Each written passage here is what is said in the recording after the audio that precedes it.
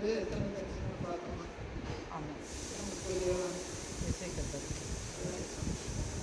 பார்க்கலாம். இசைக்கு ஒன்று கஷ்டம்.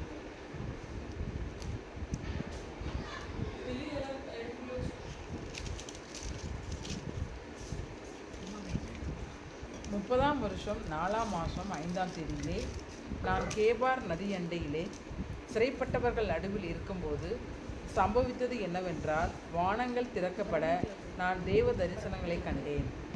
அது ஒரு தரிசனம். ஃபஸ்ட்டு தரிசனம். இசைக்கு பொதுவாக தரிசனக்காரன்னு நான் சொல்லுவாங்க. தரிசனம் மட்டும் இல்லை, தீர்க்க தரிசனம், அடையாளம், உவமை. பார்த்திங்கன்னா வாலிபர்களுக்கு முதியவர்களுக்கு நிறைய வந்து சொல்லியிருக்காரு. இப்போ நடந்த தரிசனத்தை வந்து திரும்ப நம்ம மனுஷன் கொஞ்சம் ஞாபகம் அவர்களுக்கு ஃபஸ்ட்டு தரிசனம் வந்து ஒன்று இசைக்கில் ஒன்று பார்க்கலாம். ரெண்டாவது தரிசனம் ஏன்னா 8ஆவது அதிகாரம் தரிசனம். 8ஆம் அதிகாரம் முதல் வசனம். 6ஆம் வருஷத்து 6ஆம் மாதம் 5ஆம் தேதியிலே நான் என் வீட்டில் உட்கார்ந்திருக்கிற போதும், யூதாவின் மூப்பர்கள் எனக்கு முன்பாக உட்கார்ந்திருக்கிற போதும், கர்த்தராகிய ஆண்டவருடைய கரம் அங்கே என் மேல் அமர்ந்தது. இது வந்து ரெண்டாவது தரிசனம். தரிசனத்தில் ரெண்டாவது. மூணாவது தரிசனம் வந்து 9:1. பின்பு அவர் என் காதுகள் கேட்க மகா சத்தமாய் நகரத்தின் விசாரிப்புக்காரர் சங்கரிக்கும் ஆயுதங்களை தங்கள் கைகளில் பிடித்துக் கொண்டு வரக்கடவர்கள் என்று சொன்னார்.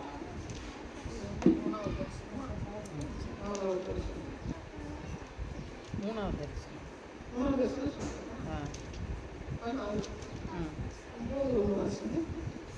பின்பு அவர் என் காதுகள் கேட்க மகா சத்தமாய் நகரத்தின் விசாரிப்புக்காரர் சங்கரிக்கும் ஆயுதங்களை தங்கள் கைகளில் பிடித்துக் கொண்டு வரக்கடவர்கள் என்று சொன்னார்.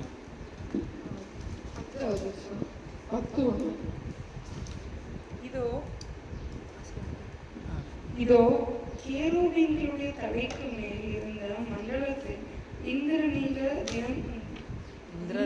நீல ரத்தினம் போன்ற சிங்காசன சாயலான ஒரு தோற்றத்தை கண்டேன். அது அவைகளுக்கு மேல் காணப்பட்டது. 4ஆவது தரிசனம். ஃபஸ்ட்டு வந்து 1:1, செகண்ட் வந்து 8:1, 3ஆவது வந்து 9:1, 4ஆவது வந்து 10:1. அடுத்த 11. பின்பு ஆவியானவர் என்னை எடுத்து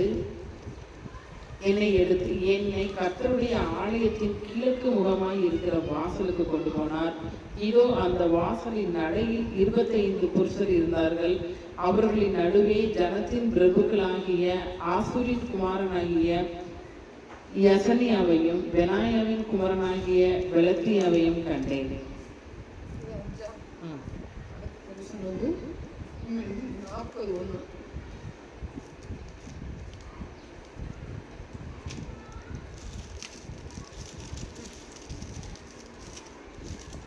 நாங்கள் சிறைப்பட்டு போன 25ஆம் வருஷத்தின் ஆரம்பத்தில் 1ஆம் மாதம் 10ஆம் தேதியாகிய அன்றே கர்த்தருடைய கை என் மேல் அமர்ந்தது. அவர் என்னை அவ்விடத்திற்கு கொண்டு போனார். அப்பொழுது நகரம் அழிக்கப்பட்டு 14 வருஷம் ஆயிற்று. 6 தரிசனங்கள். 6 தரிசனம். அவருடைய தரிசனங்கள் 6 தரிசனம் வந்து எந்தெந்த இடத்துல இருக்குது அப்படின்னு பார்க்கலாம். அடுத்து வந்து பார்த்தீங்கன்னா 8:1 பார்த்துட்டோமா? 8 பார்க்கலாம். 2ஆவது தரிசனம். இப்போ 6 தரிசனம் மட்டுமே 6 தரிசனம். தீர்க்க தரிசனம் அவர் சொல்லியிருக்காரு பார்த்தீங்கன்னா 2:1. அவர் என்னை நோக்கி மனுபுத்திரனே, உன் காலூன்றி மேல் உன்னுடனே பேசுவேன் என்றார். இது வந்து தீர்க்க தரிசனம். அவர் தரிசனம் வந்து 6 தரிசனம். அடுத்து வந்து தீர்க்க தரிசனம் பார்த்தீங்கன்னா 2:1, 4:1. மனுபுத்திரனே, நீ ஒரு செங்கலை எடுத்து அதை முன் வைத்து அதன் மேல் எருசலேம் நகரத்தை வரைந்து அதற்கு விரோதமாய் முற்றுகை போட்டு அதற்கு விரோதமாக கொத்தளங்களை கட்டி அதற்கு விரோதமாக மண்மேடு போட்டு அதற்கு விரோதமாக இராணுவங்களை நிறுத்தி சுற்றிலும் அதற்கு விரோதமாக மதிலிடிக்கும் எந்திரங்களை வை. மதில் இடிக்கும் எந்திரங்களை வை. ரெண்டாவது தீர்க்கதரிசனம் அது ஃபர்ஸ்ட் தீர்க்கதரிசனம். ரெண்டாவது மூணாவது தீர்க்கதரிசனம் வந்து 6:1.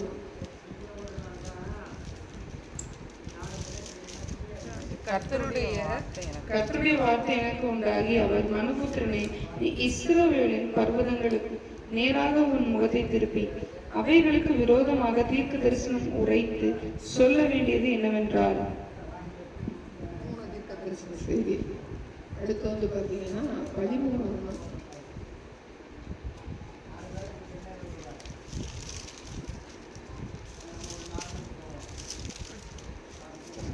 கர்த்தருடைய வார்த்தை எனக்கு உண்டாகி அவர் மனுபுத்திரனே, தீர்க்க தரிசனம் சொல்லுகிற இஸ்ரவேலின் தீர்க்கதரிசிகளுக்கு விரோதமாக நீ தீர்க்க தரிசனம் உரைத்து தங்கள் இருதயத்தில் இருக்கிறதை நீ எடுத்து தீர்க்க தரிசனம் சொல்லுகிறவர்களோட நீ சொல்ல வேண்டியது என்னவென்றால், கர்த்தருடைய வார்த்தையை கேளுங்கள்.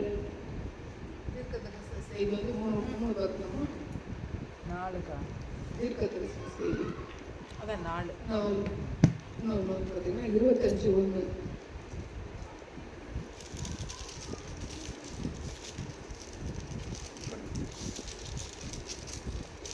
கர்த்தருடைய வார்த்தை எனக்கு உண்டாகி அவர் மனுபுத்திரனே, நீ அம்மோன் புத்திரருக்கு எதிராக உன் முகத்தை திருப்பி அவர்களுக்கு விரோதமாக தீர்க்க தரிசனம் உரைத்து.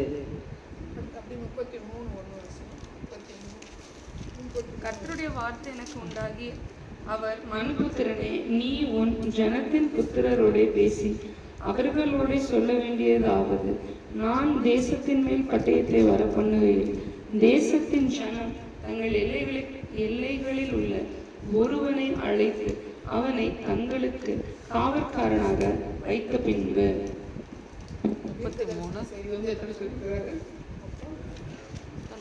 5 4 5 6 தீர்க்கதரிசன செய்தி வந்து 6. அடுத்து வந்து அவர் வந்து அடையாளமாக கர்த்தர் வந்து பயன்படுத்தியிருக்கிறாரு. அது தலைப்பு போட்டு அதுக்கடுத்து அடையாளமாக வந்து 4 அடையாளம். ஆமாம் 4:1-3 அடையாளமாக. மனுபுத்திரனே, நீ ஒரு செங்கலை எடுத்து அதை உன் முன் வைத்து அதன் மேல் எருசலேம் நகரத்தை வைத்து அதற்கு விரோதமாக முற்றுகை போட்டு அதற்கு விரோதமாக கொத்தளங்களை கட்டி அதற்கு விரோதமாக மண்மேடு போட்டு அதற்கு விரோதமாக இராணுவங்களை நிறுத்தி சுற்றிலும் அதற்கு விரோதமாக மதில் இடிக்கும் இயந்திரங்களை வை. அதுக்கு அடுத்த அடையாளம் 4 கேட்டு 4 கேட்டு.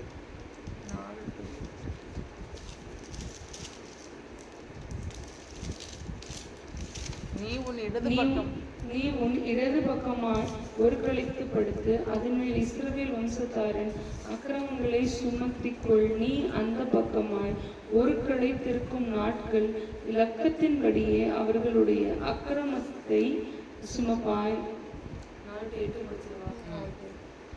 அவர்களுடைய அக்கிரமத்தின் வருஷங்களை உனக்கு நாட்களாய் என்ன கட்டளையிட்டேன். 390 நாட்கள் வரைக்கும் நீ இஸ்ரவேல் வம்சத்தாரின் அக்கிரமங்களை சுமக்க வேண்டும். நீ இவைகளை நிறைவேற்றின பின்பு மறுபடியும் உன் வலது பக்கமாய் ஒரு கழைத்து யூதா வம்சத்தாரின் அக்கிரமத்தை 40 நாள் வரைக்கும் சுமக்க வேண்டும். ஒவ்வொரு வருஷத்திற்கும் பதிலாக ஒவ்வொரு நாளை உனக்கு கட்டளையிட்டேன். நீ எருசலேமில் முற்றுகைக்கு நேராய் திரும்பி முகமுகம் திறந்த புயமுமாக இருந்து அதற்கு விரோதமாக தீர்க்க தரிசனம் சொல். இதோ நீ அதை முற்றுகை போடும் நாட்களை நிறைவேற்றும் மட்டும் ஒரு பக்கத்தில் இருந்து மறுபக்கத்தில் புரளக்கூடாதபடிக்கு உன்னை கயிறுகளால் கட்டுவேன். வந்து பார்த்தீங்கன்னா அதே 4வது அப்பத்தை குறிச்சு பஞ்சம், அடுத்து வந்து சபாரகம் கத்தி, இப்படி 4 அடையாளம் எல்லாமே வாசிக்கலாம். கொஞ்சம் 4 4, 9, 17 வந்து அப்பத்தை குறித்து அடையாளப்படுத்தியிருக்காரு. 5, 1 to 17 வந்து சபரகம் கத்தியை குறித்து வச்சிருப்பார். அதை அப்புறம் நம்ம தெளிவாக பார்க்கலாம். இப்போ இசைக்கேல் வந்து கத்தர் எப்படி பயன்படுத்திருக்கிறாரு அப்படின்னு பார்த்தீங்கன்னா, ஃபஸ்ட்டு வந்து ஒரு தரிசனக்காரன் தான் அவன் வந்து மெயின். 2வது பார்த்து என்ன பார்த்தோம், தீர்க்கதரிசனம் எப்படி பயன்படுத்துகிறார். 3வது வந்து பார்த்தீங்கன்னா அடையாளமாக அவர் எடுத்து பயன்படுத்துகிறார். அடையாளமாக சொல்ல மட்டும் இல்லை, அடையாளமாக எடுத்து பயன்படுத்துகிறார். அடுத்து வந்து உவமைகள் குறித்து நிறைய சொல்லியிருக்கிறாரு. மற்ற தேசத்தை குறித்து வந்து நியாயத்திற்கு சொல்லியிருக்கிறாரு. அடுத்து வந்து இஸ்ரேலில் மீட்கப்படக்கூடிய காரியங்கள் சொல்லுவாங்க. நம்ம ஃபஸ்ட்டு வந்து நம்ம என்ன பார்ப்போம்னா தரிசனத்தை குறித்து முடிச்சுக்கலாம். போன வாரம் இந்த தரிசனத்தை குறித்து பார்க்கும்போது 30 வருஷமா எலும்புகள் நரம்புகள் குறித்து வருஷம் இல்லையா, அது எத்தனை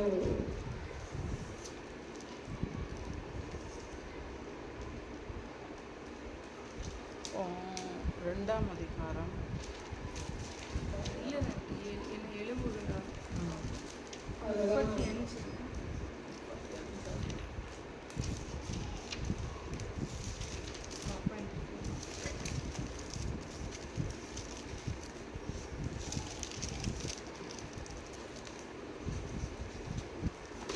37ஆம் அதிகாரம்.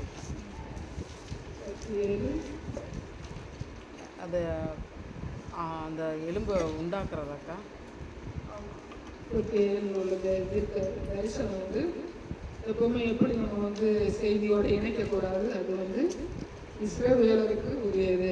அவங்களுடைய சிறையிருப்பை மாற்றி இன்னைக்குள்ள இஸ்ரவேலை மாற்றுவதற்கு கர்த்தர் வந்து இசைக்கேல் எந்த காலத்தில் வாங்குவோம்னு பார்த்தீங்கன்னா கிமு 600 வாங்குவார். ஆனால் இந்த இஸ்ரேல் நாட்டு சுதந்திரம் கிடைச்சது வந்து 1948 கிடைச்சிச்சு. 10 வருஷத்துக்கு முன்னாடியே கர்த்தர் என்ன இந்த தீர்க்க தரிசனத்தை அவங்களுக்கு வந்து கொடுக்குறாரு. அவங்களுக்கு உரியது இந்த தீர்க்க தரிசனம். இந்த தரிசனம் வந்து இஸ்ரவேலருக்கு உரியது.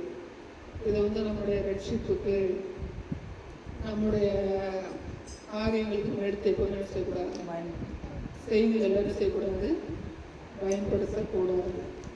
பிறந்த எலும்புகள் வந்து அவங்க தான். ஏன்னா ஆதாமின் வம்சாவளியை என்னைக்கு இருக்கிற இஸ்ரேல் நாட்டு யூதர்கள் தான் ஆதாமின் வம்சாவளி.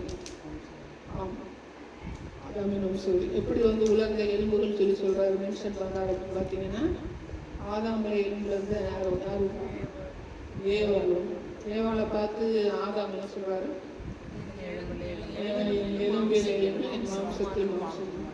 அப்புறம் என்ன சொல்லுவார், ஜீவனோருக்கு தாயம்.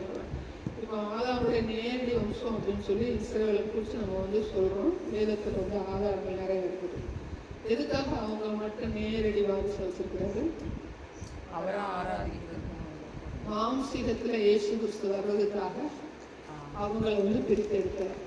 இப்போ ஏன் மற்றவங்களெல்லாம் பிரித்தெடுக்கக்கூடாதா? ஏன் நம்மளெல்லாம் தெரிந்து கொள்ளக்கூடாதா? ஏன் அவங்கள மட்டும் பிரித்தெடுத்தார்? பாரபட்சம் உள்ள தேவனாக இல்லை. பாரபட்சம் உள்ள தேவன் இல்லை. ஆனால் அவருக்குன்னு ஒரு சந்ததியை வந்து அவர் வந்து பிரித்து வச்சுட்டே வராரு. அவருக்குன்னு ஒரு சந்ததி பிரித்து எடுக்கிறார் இல்லையா, அதுல ஏன் நாம வரக்கூடாது? அது அவருடைய திட்டம், அவருடைய சித்தத்துக்குள்ள போனது. அது நமக்கு புரியாது. ஆண்டவர் வந்து ஆதாமை தேர்ந்தெடுக்கும் போது ஆவிக்குரிய சந்ததிக்காக அவர் தேர்ந்தெடுக்கிறார். அடுத்தான மிக 6:3 வாசிங்க. 6:2 சந்ததியை பெரும் ஒருவனை அல்லவா தேர்ந்தெடுத்தார். மல்லிகாவா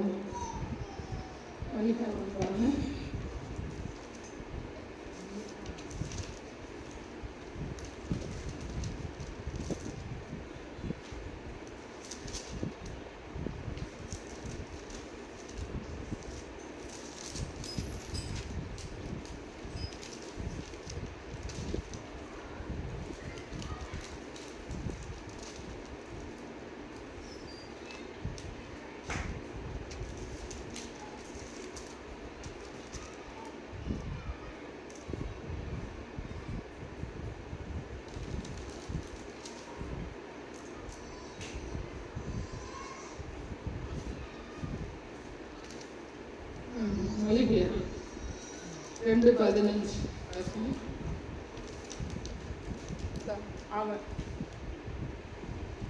அவர் ஒருவனை அல்லவா படைத்தார், ஆவி அவரிடத்தில் பரிபூரணமாய் இருந்தது, பின்னே ஏன் ஒருவனை படைத்தார், தேவ பக்தியுள்ள சந்ததியை பெறும்படி தானே. அப்போ ஆதாம தெரிஞ்செடுக்கும்போது ஆதாம படைக்கும்போது எதுக்காக படைச்சாரா? தேவ சந்ததி தேவனுடைய சந்ததியை பெறும்படி. சரி, தேவ பக்தியுள்ள சந்ததி, தேவ பக்தியுள்ள பக்தியுள்ள சந்ததி. சரி, தேவ பக்தியுள்ள சந்ததியை பெரும்படி தானேன்னு சொல்லிட்டு ஆதாம படைக்கிறாரு. அவங்க என்ன பண்ணாங்கன்னா, எதுக்காக படைச்சாரோ அந்த நோக்கத்தை என்ன செஞ்சுட்டாங்க, அவங்க வந்து என்ன செஞ்சாங்க, மறந்துட்டாங்க, இல்லைன்னா மீறிட்டாங்க. சரியா? அவங்களுடைய நோக்கம் உங்களுக்கு தெரிஞ்சிருக்குமா? தெரிஞ்சுக்கிறதா? தெரிஞ்சாலும் அவங்க ஏன் வந்து கட்டளையை மீறினாங்க அப்படிங்கும்போது, நாம அவர் இல்லாமல் நம்மளே என்ன செய்யறாங்க, அந்த காரியங்களை ஆளுகை செய்யலாம், அல்லது ஏதேன் தோட்டத்தை ஆளுகை செய்யலாம், அல்லது உலகத்தை நம்ம என்ன செஞ்சுக்கலாம், ஆளுகை செய்யலாம்னு சத்துருடைய பஞ்சக தன்மைக்கு ரசிச்சாங்க. விலை போயிட்டாங்க. விலை போனாலும் தேவன் என்ன செஞ்சாரு, இந்த ஆதாம சந்ததியிலிருந்து இயேசு கிறிஸ்து வரணும் அப்படிங்கிறது அவருடைய தேவ திட்டம். ஆதியாகமம் 3:15 படிங்க.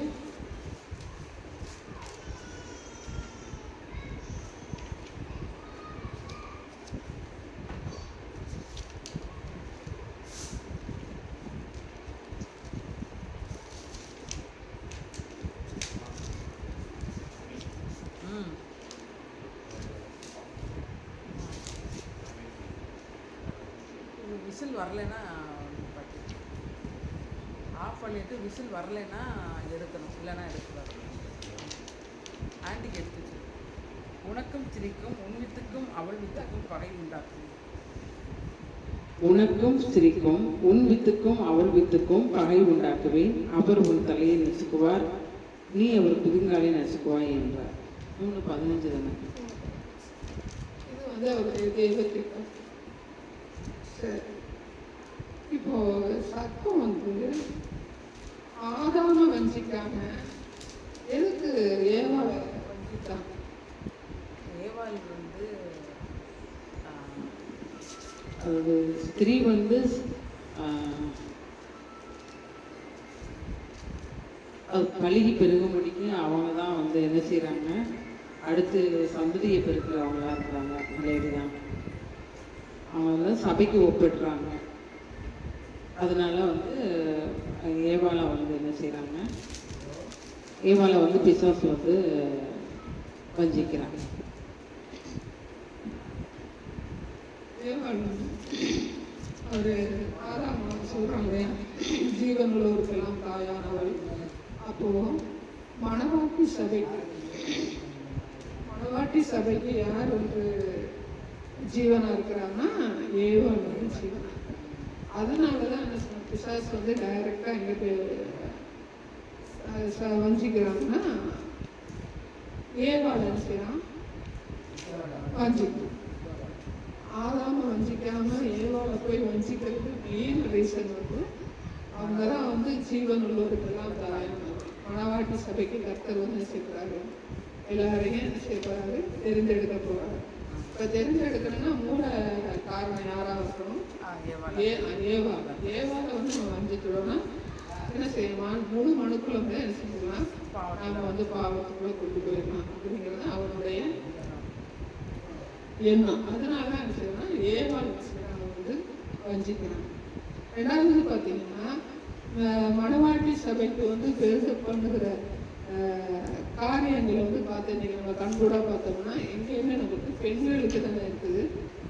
பாலியல் வாயிலை பெண்கள் நினைக்கிறாங்க, தற்கொலை பெண்கள் தான் பாவத்தில் நினைக்கிறாங்க, அதிகமாக நினைக்கிறாங்க, ஈடுபடுறாங்க, தவறி போகிறாங்க.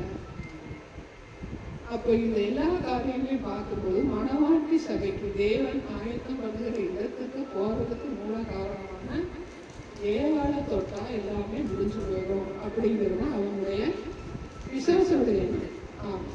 ஆனால் கர்த்தர் வந்து என்ன செய்கிறாரு, அது 3:15 என்ன பண்ணுறாரு, அதை திட்டமாக வச்சு என்ன சொல்கிறாரு, ஸ்திரீயின் வித்துக்கும் உன் வித்துக்கும் பகை உண்டாகும். பகை உண்டாக்குவேன். அவர் வந்து தலையை நசுக்குவார், நீ அவன் புரிங்காலை நசுக்குவாய் அப்படின்னு சொல்லி நமக்கு என்ன கொடுத்தாரு? மீட்பை கொடுத்தாரு. இப்போ ஆதாம் ஏவாள் வந்து சந்ததி வந்து என்ன செஞ்சு மாறிடுவாங்க, மீறி போயிட்டாங்க. இப்போ நமக்கு எசேக்கியேல் தீர்க்க தரிசனத்து பிரகாரம் இஸ்ரவேலை தான் நினைச்சிருக்காரு கர்த்தர் வந்து தேர்ந்தெடுத்திருக்காரு. இப்போ ஆதாம் டு 1948 வரைக்கும் இஸ்ரவேலரை வந்து மட்டும் அவர் வந்து குறிப்பாக வழிநடத்துவதற்கு எதற்கு காரணம் அப்படின்னு சொன்னால், இப்போ ஆபிரகாமை தான் ஃபர்ஸ்ட் என்ன செய்வாங்க, அதுக்கு அடுத்து ஆதாமுக்கு அடுத்து ஆபிரகாமை தான் அழைக்கிறார். அழைக்கிறதுக்கு முன்னாடி மோவாவின் குடும்பத்தை தேர்ந்தெடுக்கிறாரு. ஆனால் அழைக்கிறது யார் அழைக்கிறாரு? ஆபிரகாமை அழைக்கிறார். ஏன் மற்றவங்க யாராவது ஒருத்தர் அழைச்சிருக்காங்க இல்லையா? ஆபிரகாம் மட்டும் ஏன் அழைக்கிறாரு? ஏன் அழைக்கிறாரு? ஆபிரகாம் ஏன் அழைக்கிறாரு? ஆபிரகாம் வந்து ஆதாமுக்கு அப்புறம் வந்து ஆபிரகாம் வந்து அழைக்கிறது தேவ சந்ததி உருவாக்க அந்த காதுல இருந்து ஆபிரகாம் மட்டும் ஏன் தேர்ந்தெடுக்கிறாரு? ஆபிரகாம் விசுவாசமா இருப்பான் அப்படின்றதுனால. அவன் வந்து ஏற்கனவே அந்த ஆண்டவரை பற்றி தெரியாமல் இருந்தவன் தான். ஆனால் சந்ததி பெருகிறதுனால ஆபிரகாம் எதுக்கு தெரிஞ்சிருந்தாருன்னா, ஆதியாகமம் 10 பார்த்தீங்கன்னா, ஆதியாகமம் 10வது அதிகாரத்தில் சேம் சந்ததியில் தேராகமம் பையனாக இருப்பாரு. ஆபிரகாம் வந்து கால வரிசைப்படி வந்திருப்பார். ஆனால் 12வது அதிகாரத்தில் தான் ஆபிரகாம் என்ன செய்றாரு, அவரை வந்து அழைக்கிற வசனத்தை தான் நம்ம பார்ப்போம். 12வது வசனத்தில் 12ல் வந்து 2வது அதிகாரம் ஆதியாகமம் 12வது அதிகாரத்தில் முதல் வசனத்தில் சொல்றாரு, கர்த்தர் ஆபிரகாமை நோக்கி, நீ உன் தேசத்தையும் இனத்தையும் தகப்பனுடைய வீட்டையும் விட்டு புறப்பட்டு நான் உனக்கு காண்பிக்கும் தேசத்துக்கு போ. நான் உன்னை பெரிய ஜாதியாக்கி உன்னை ஆசீர்வதித்து உன் பேரை பெருமைப்படுத்துவேன், நீ ஆசீர்வாதமாக இருப்ப அப்படின்னு சொல்றாரு. ஆனால் அதுக்கு முன்னாடி நம்ம 10வது அதிகாரம் 11வது அதிகாரத்தில் பார்த்தோம்னா நோவாவின் சந்ததியில சேம் அப்படிங்கிற சந்ததியை வந்து பார்த்தீங்கன்னா ஆபிரகாம் வந்து வருவார். ஆபிரகாம் வரும்போது பார்த்தீங்கன்னா ஒவ்வொரு பேரையும் என்ன செஞ்சுருப்பாங்கன்னா மென்ஷன் பண்ணிப்பாங்க. பண்ணும்போது தேராவுடைய பையனாக தான் யாராக இருப்பாங்கன்னா ஆபிரகாம் வந்து இருப்பார். ஏன் ஆபிரகாம் வந்து அழைச்சிருக்காரு அப்படின்னு பார்த்தீங்கன்னா, எல்லாரையும் கூப்பிட்டுருப்பார். கூப்பிடாம இருப்பாரா? உங்களையும் கூப்பிட்டுப்பாரு, என்னையும் கூப்பிட்டுப்பாரு, இந்த உலகத்தில் இருக்கிற புற ஜாதிகளை என்ன செஞ்சுருப்பாரு, கூப்பிட்டுருப்பாரு. இப்போ நம்ம எத்தனை தடவை கூப்பிடாம இருக்கிறாங்க. அவருடைய திட்டம், அவருடைய சித்தம், அவருடைய சத்தத்துக்கு செவி கொடுக்கறதுக்கு அவர் என்ன செஞ்சிருப்பாரு, வெயிட் பண்ணி தான் பார்த்துருப்பாரு. ஆபிரகாம் வருவான் அப்படிங்கிறவருக்கு தெரியும். ஆனால் நாளைக்கு வந்து நீங்கள் ஆபிரகாம் மட்டும்தானே இதை கூப்பிட்டீங்க, நீங்கள் என்ன ஏன் கூப்பிடல அப்படின்னு கேட்கறதுக்கு என்ன செய்ய மாட்டாங்க. அவர் ஒரு இடம் வச்சிருக்க மாட்டார், எல்லாரையுமே கூப்பிட்டுவார். ஆனால் செவி கொடுத்து கடந்து வந்தது யார் அப்படின்னா ஆபிரகாம். ஆபிரகாம் சந்ததியை அவன் வந்து கடந்து வந்ததுனால தான் அங்கே வந்து ஒரு கூட்டம் இஸ்ரவேல் சந்ததி அப்படின்னு சொல்லிட்டு ஒரு நாட்டை வந்து அவருக்கு கொடுத்துருக்காங்க. வேற ஒரு பெரிய விஷயம் வந்து அங்கே அவருக்கு என்னடா நமக்கு வந்து இஸ்ரேலை மட்டும் பிரிச்சுட்டு இருக்காங்க, நம்மளையும் பிரிச்சு எடுக்கலை, நாமே அந்த கூட்டத்துக்குள்ள இல்லை, நாமே புறஜாதியாக இருக்கிறோம் அப்படிங்கிற கேள்விக்கு அங்கே இடமே இல்லை. ஏன் இடம் இல்லைன்னு பார்த்தீங்கன்னா எல்லாரையும் கூப்பிட்டுருப்பாரு. கூப்பிடாத யாருமே வந்து கூப்பிடாம இருந்திருக்க மாட்டாங்க. ஆனால் வேதத்தில் வந்து சொல்லக்கூடாது. நம்ம தனிப்பட்ட வாழ்க்கையை நம்ம நினைச்சு பாருங்க, எத்தனை தடவை நம்மளை சீர்பிடிக்கிறாரு, எத்தனை தடவை நம்மளை கூப்பிட்டுருக்காரு. இத்தனை வருஷமா நம்ம கடந்து வந்திருக்கோம், இத்தனை வருஷமா நம்ம செய்யறோம், அவருக்குள்ளே கடந்து வந்திருக்கோம், நடந்து வந்திருக்கோம், அவருடைய அன்பு ருசிச்சிருக்கிறோம், அவருடைய நன்மை ருசிச்சிருக்கோம். ஆனால் அவருடைய சித்தம் என்னது, அவருடைய திட்டம் என்னது, நம்மளை எதுக்கு கூப்பிட்டாரு அப்படின்னு யாராவது நம்ம நினைச்சு பார்த்துக்கோமா? நிறைய நீங்கள் மற்றவங்களே விட்டுருவோம். கிறிஸ்தவங்களாக இருக்கிறவங்க, கிறிஸ்தவ குடும்பங்களில் அவங்க ரசிக்கப்படுறாங்க, அவைக்குரிய சபைக்கு போகிறாங்க, பிள்ளைங்க நல்லா உயர்த்துறாங்க, ஆசீர்வாதத்தில் வர்றாங்க, பிள்ளைங்க நல்ல வேலையில் இருக்காங்க. ஆனால் நீங்கள் எதுக்காக கர்த்தர் உங்களை தெரிந்து கொண்டார், எதுக்காக நீங்கள் வந்துட்டீங்கன்னு சொல்லுவாங்க. என்ன பதில் வச்சுருக்காங்க?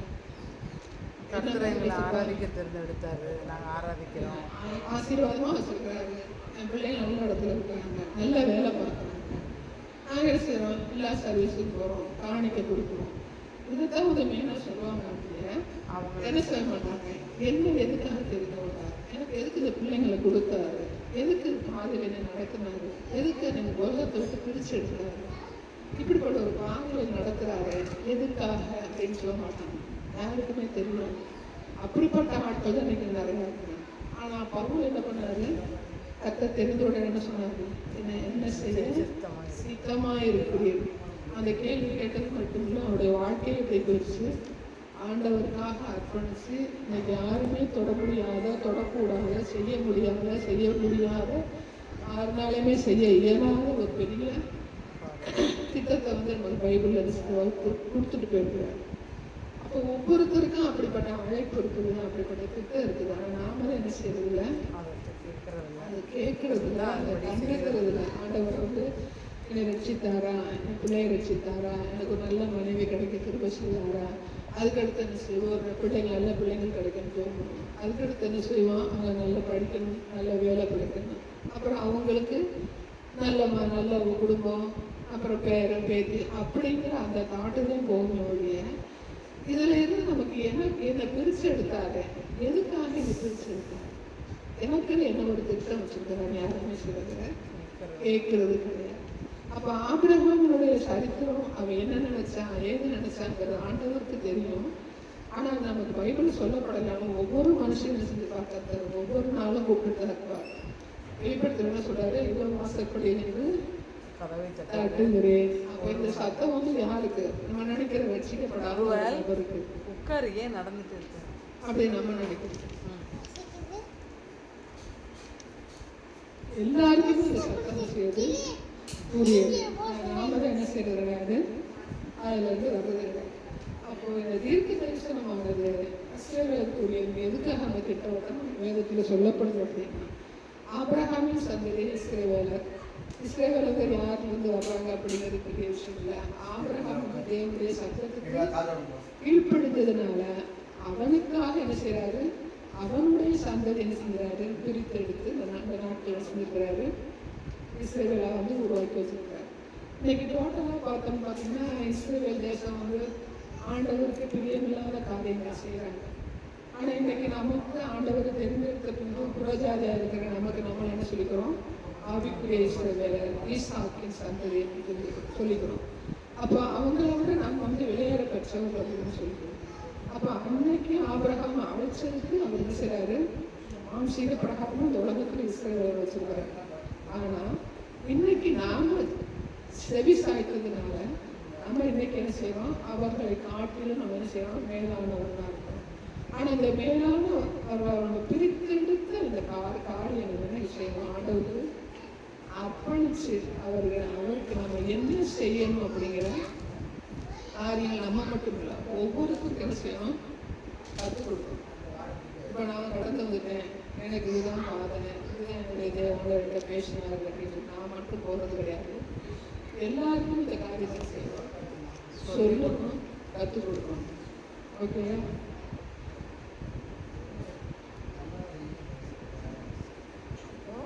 அந்த எஸ்ஐபியோடைய நரம்புகள், எலும்புகள், உலர்ந்த எலும்புகள் அப்படின்னு சொல்லும்போது யார் உலர்ந்த எலும்புகள்னா ஏவாளுக்கு வந்ததுனால அவங்க தான் எலும்புக்கு சொந்தக்காரங்க. ஆனால் இயேசு கிறிஸ்துவின் மூலமாக நம்ம என்ன பண்ணுறோம், அவருடைய எலும்புக்கும் அவருடைய மாம்சத்துக்கும் அவருடைய ரத்தத்துக்கும் நம்ம சொந்தக்காரருக்கு நம்ம என்ன செய்கிறோம், ஆவிக்குரிய இஸ்ரவேலர் அப்படின்னு சொல்கிறோம். இன்னைக்கு புறஜாதியான நம்மளாக இருந்தாலும் சரி, அவங்க மாம்சீகத்தில் இருந்தாலும் சரி, ரெண்டு பேருமே ஒரே தராசலம் இருக்கிறோம். ஆவிக்குரிய ரீதியாக போகும்போது ஆண்டவருடைய அன்பை நம்ம ருசிக்கிறதுக்கு கிருபை பாராட்டுகிறார். அறியாத இஸ்ரவேலர் கூட நம்ம நாட்டில் என்ன செய்யணும், நம்ம குடும்பத்திலையும் நம்ம சொந்த பந்தங்களையும் இருக்காங்க, புறஜாதியாக தானே இருக்காங்க. அப்போ ரெண்டு பேருக்கும் வித்தியாசம் கிடையாது. ஆபிரகாம் அழைச்சதுனால அவங்க என்ன செய்கிறாங்க, இஸ்ரவேல் நாடு அப்படின்னு நமக்கு எல்லாரும் தெரியும். இன்னைக்கு புறஜாதியாக இருக்கிறவங்க இயேசு கிறிஸ்துவை ஏற்றுக்கொள்ளாத போது அவர்கள் எப்படிப்பட்ட நிலைமையில இருக்கிறாங்க, ஆபிரகாமின் அழைப்பில் வந்தாலும் அவங்களும் எப்படிப்பட்ட நிலைமையில இருக்கிறாங்க, மாம்சீக இஸ்ரவேலராக தான் இருக்கிறாங்க. அவங்களுக்கும் புறஜாதியாக இருக்கிறவங்களுக்கு என்ன கிடையாது, வித்தியாசம் கிடையாது. ஏன் இப்போ வித்தியாசம் கிடையாதுன்னா, அவங்க எல்லாத்துலேயும் மேன்மையாக இருக்கிறாங்க, நம்ம புறஜாதியில் ஒரு மேன்மையாக இல்லைன்னு நம்ம நினைக்கிறோம். ஆனால் நீங்கள் உலகத்தை ஒத்து பார்த்தீங்கன்னா எல்லாரையும் கர்த்தர் மேன்மையாக வச்சிருக்காரு. புறஜாதிகளையும் மேன்மையாக வச்சிருக்காரு. சுந்தர் பிச்சை அப்படின்னு சொல்லி சொல்கிறோம். அவர் என்ன இஸ்ரவேல் ஜாதியா, ஆபிரகாமின் சந்ததியா, நிறைய பேர் நம்ம உதாரணம் சொல்கிறோம். இப்போ கர்த்தர் வந்து புறஜாதியாக இருக்கட்டும், இஸ்ரவேலாக இருக்கட்டும், எல்லாரும் என்ன செஞ்சுருக்கிறாரு? கர்த்தர் ஒரு மேன்மையான நிலை வச்சிருக்கிறாங்க. நான் ஒவ்வொருத்தருக்கும் ஆண்டவருடைய சத்தம் கேட்கணும், அவருடைய சித்தம் கேட்கணும். அவருடைய திட்டம் கேட்காதனால என்ன இந்த நாட்கள் வந்து நமக்கு என்ன செய்யுது?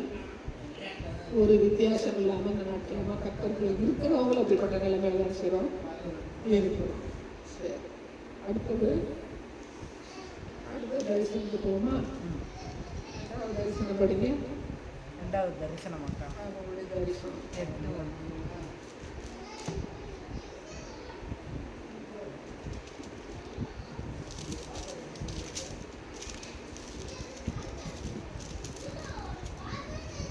6ஆம் வருஷத்து 6ஆம் மாதம்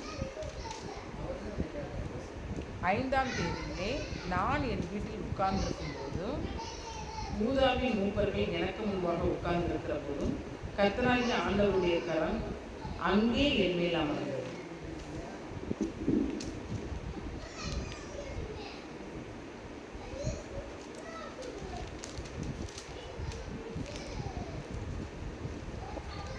சரி, அந்த ரெண்டாவது தரிசனம் அப்படின்னு பார்த்தீங்கன்னா, முதல் தரிசனம் வந்து அவர் சிங்காசனம், ஏரூபின், சேராபின் அதை பற்றி சொல்லியிருப்பாரு. அதனுடைய விளக்கங்கள் வந்து நம்மளாக சொல்லக்கூடாது. நாம் வந்து பரலோகம் போகும்போது தான் அதுக்குரிய விளக்கங்கள் வந்து நமக்கு என்ன தெரியும். அதோடைய தரிசனத்தில் அவர் என்ன பார்த்தாரு அப்படிங்கிறத நம்ம வந்து பார்க்கணும். அவருமே அவர் எந்த இடத்துலையும் அவருடைய விளக்கம் வந்து இப்போ நீங்கள் தானியல் எடுத்துக்கிட்டாலும் சரி, இவர் வெளிப்படுத்தி யோகனத்தெல்லாம் அவங்களுடைய தரிசனங்களை அவங்க விளக்கப்படுத்தி எழுத அவங்க கண்ட தரிசனங்களை அப்படி எழுதி வச்சுருக்காங்க. 8ல் வந்து பார்த்தீங்கன்னா அவர் எந்த வந்து தரிசனமாக பார்க்குறாங்கன்னா, விக்கிரக ஆராதனை காரணம் பார்க்குறாரு. 8:1 அந்த தரிசனம் வந்து பார்த்தீங்கன்னா, அந்த அதிகாரம் முழுக்க பார்த்தீங்கன்னா, இயேசு கிறிஸ்துவ வந்து ஃபஸ்ட்டு அதிகாரத்தில் எப்படி பார்த்தாரோ அது மறுபடியும் பார்க்குறாங்க. அக்கினி சாயலாக இருக்கிற ஒருவரை கண்டு அப்படிங்கிறது ஃபஸ்ட்டு அதிகாரத்துலையும் வரும். 2வது அதிகாரத்தையும் அதை பார்த்துட்டு அவர் வந்து எசேக்கியேலோட என்ன பண்ணுறாங்கன்னா, விக்கிரக ஆராதனைக்காரர்களை குறித்து ஆண்டவர் செய்கிறாரு. அந்த இடத்துல வந்து எசேக்கியேல் பேசுவார். அந்த அதிகாரம் ஃபுல்லாக பார்த்தீங்கன்னா விக்கிரக ஆராதனை குறித்து தெரிஞ்சிச்சு. அந்த விக்கிரக ஆராதனைக்காரரை பார்க்கும்போது மேக்சிமம் பார்த்தீங்கன்னா இஸ்ரவேலர்க்கா குறித்து தான் அது வந்து இருக்கு. அந்த 2வது தரிசனத்தில் வந்து இஸ்ரவேலரை குறித்து தான், அதுவும் கர்த்தருடைய ஆலயத்தில் நடந்த காரியங்கள் சம்பவங்களும் அந்த இடத்துல வந்து 8:16 வருஷம். என்னை கர்த்தருடைய ஆலயத்தின் உட்பிரகாரத்திலே கொண்டு போனார். இதோ கர்த்தருடைய ஆலயத்தின் வாசல் நடையிலே மண்டபத்துக்கும் பலிபீடத்துக்கும் நடுவே ஏறக்குறைய 25 புருஷர் தங்கள் முதுகை கர்த்தருடைய ஆலயத்துக்கும் தங்கள் முகத்தை கீழ்திசைக்கு நேராக திருப்பினவர்களாய் கிழக்கே இருக்கும் சூரியனை நமஸ்கரித்தார்கள். இப்போ வந்து எசேக்கியேல் வந்து பார்த்தீங்கன்னா 30 வயசு, ஒரு பாஸ்டரோட லேவி கோத்திரத்தில் உள்ள ஒரு பையன். ஆமாம், இவர் வந்து சிறையிருப்பில் எங்கே போயிடுறாருன்னா, பாபிலோன் ராஜா சிறையிருப்பில் வந்து பாபிலோன் தேசத்தில் வந்து இருக்கிறாரு. இவர் தரிசனத்தில் தான் கர்த்தர் என்ன சொல்கிறாருன்னா, தேவாலயத்துக்கு கொண்டு வந்து இந்த காரியங்களை வந்து காண்பிக்கிற தேவனாக இருக்கிறார். இது எப்போ நடந்தது அப்படிங்கிற நமக்கு சொல்லப்படணும். ஆனால் சிறையிருப்பின் காலங்களில் வந்து நம்ம இறைவனை புத்தகத்தை வாசித்தோம்னா, கர்த்தருடைய பிள்ளைகள் வந்து தேவாலயத்தில் எந்த காரியமும் செய்த மாதிரி நம்ம வந்து பார்க்க முடியாது. ஏன்னா ஆசாரியர்கள் லேவியெல்லாம் அரெஸ்ட் பண்ணி கொண்டு போயிடும். அப்புறம் ஒரு சிறு கூட்டத்தை தான் இங்கே வச்சுருக்கோம். அந்த சிறு கூட்டத்தில் யார் வந்து தலைமையேற்று நடத்தினா, யார் வந்து உள்ளே போனா அப்படிங்கிறது நமக்கு வந்து சரித்திரம்னு தெளிவாக சொல்லப்படலாம். ஆனால் ஒரு கூட்டம் என்ன பண்ணுன்னா, தேவாலயத்தில் தீர்க்கப்படுகிற காரியத்தின்னு சிறாரு இசைக்கிறது. இப்போ இவர் இருக்கிறது வந்து பார்த்தீங்கன்னா எங்கே இருக்கிறாரு? சிறையிருப்பில் பாபிலோன் தேசத்தில் இருக்கிறாரு. இப்போ இவருக்கு வந்து நல்லாவே தெரியும் அவங்க வந்து சிறையிருப்பில் எல்லாருமே வந்துட்டாங்க. இவரை அரெஸ்ட் பண்ணி அங்கே கொண்டு போயிருக்காங்க. அப்போ நிறைய ஆசாரியர்கள் லேவியெல்லாம் வந்து அரெஸ்ட் பண்ணிப்பாங்க, கொண்டு போட்டுருப்பாங்க பாபிலோன். இருக்கிறத வந்து அவங்க தீ வச்சு எரிச்சிருப்பாங்க. எது மீதி இருந்துச்சு எது மீதியா இல்லை அப்படின்னு தான் நமக்கு இங்கே சொல்லப்படாது. ஆனால் அங்கேயும் ஒரு கூட்டணி செய்து தீட்டுப்படுத்துகிற ஒரு கூட்டம் செய்து அங்கே வந்து இருக்கு. இந்த காரியத்தை எதுக்கு வந்து இசைக்கு வந்து தரிசனமாக காமிக்கணும். ஒரு அங்கே சிறையிருக்கிறது சரிக்கா. இப்போ ஆலயமும் இடிஞ்சு போச்சு. அங்கே வந்து தீட்டுப்படுகிற ஒரு கூட்டத்தை வந்து கர்த்தர் வந்து காமிக்கணும். எதுக்காக காமிக்கணும்? இந்த ஜனங்களை சீர்படுத்துறதுக்கு தேவனுடைய ஆலயம் வந்து மகிமை இழந்து இந்த மாதிரி தீட்டுப்படுறதுலேருந்து அவங்கள விளக்குறதுக்காக ஆலயத்திலேருந்து இப்படிப்பட்ட காரியங்கள் நடக்காமல் இருக்கிறதுக்கு அவருக்கு தரிசனம் மூலமாக சொல்லி அதை மாற்றுறதுக்காக. கர்த்தர் எதுக்காக அவருக்கு வந்து தரிசனத்தின் மூலமாக காமிக்கிறாங்க? ஒரு கூட்டம் ஆசாரியர்கள் லேவியர்கள் எவ்வளோ பேர் போனாங்க, எவ்வளோ பேர் போனாங்க. இப்போ இவர் மட்டும்தான்